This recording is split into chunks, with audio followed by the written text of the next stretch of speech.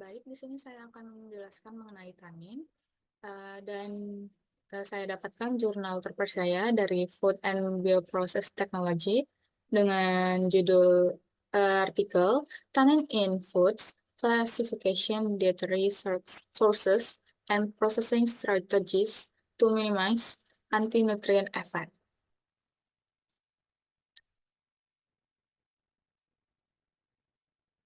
Ini merupakan yang saya terjemahkan. Sebelum itu, jurnal ini sudah terakreditasi Q1. Setelah saya baca di jurnal ini mengatakan bahwa tanin mampu membentuk ikatan hidrogen baik intermolekul maupun intramolekul dengan makromolekul seperti protein dan karbohidrat.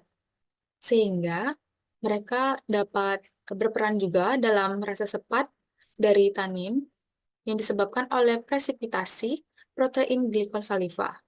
Lalu, tingkat astringensinya meningkat seiring bertambahnya jumlah gugus hidroksil hingga 7 gugus hidroksil. Lalu, eh, saya dapatkan eh, permasalahan, yaitu bagaimanakah peningkatan jumlah dari gugus hidroksil ini mampu meningkatkan kemampuan tanin mengikat dan mengendapkan protein saliva, sehingga menimbulkan sensasi sepat atau astringensi di mulut. Lalu, saya dapatkan jawaban dari jurnal Molecules dengan judul artikel Wine and Grape Tannin Interaction with Salivary Proteins and Their Impact on Astringency, a Review of Current Research. Jurnal ini jurnal Molecules ini juga telah terakreditasi Q1.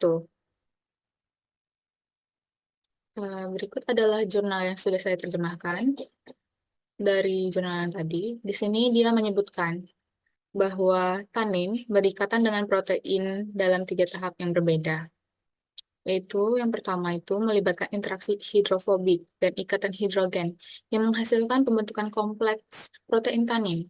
Interaksi hidrofobik ini digerakkan oleh entropi dan mencakup interaksi van der Waals atau penumpukan pi dengan pi pada cincin fenol kaya elektron dari cincin beta tanin atau ester galoil dan letter prosisil, ikatan amida heterosiklik. Lalu, gugus hidroksil pada cincin aromatik tanin terkondensasi memiliki proton asam yang bertindak sebagai donor proton dan pasangan elektron bebas pada bidang cincin aromatik yang berfungsi sebagai aseptor proton. Kemampuan tanin untuk mengikat beberapa situs pada protein yang melingkar secara acak memadatkan kompleks protein tanin dan membuatnya lebih bulat. Lalu tahapan yang kedua itu interaksi melibatkan pembentukan agregat protein dengan tanin berikat melalui asosiasi diri yang menyebabkan ikatan silang antara kompleks protein tanin.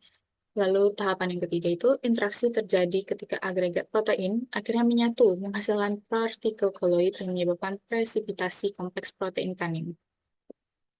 Proses-proses ini telah terbukti melibatkan ikatan hidrogen di dalamnya.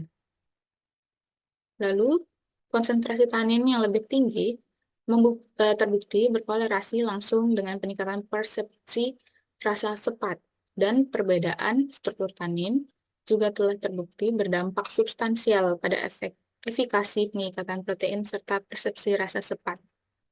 Jadi dapat disimpulkan bahwa gugus hidroksil pada tanin berperan sebagai donor proton dalam pembentukan ikatan hidrogen dengan protein saliva. Peningkatan jumlah gugus OH akan meningkatkan jumlah titik ikatan multipoint sehingga kompleks tanin protein menjadi lebih terkondensasi dalam mengendap, yang pada akhirnya meningkatkan sensasi sepat atau astringensi di dalam mulut. Sekian dari saya.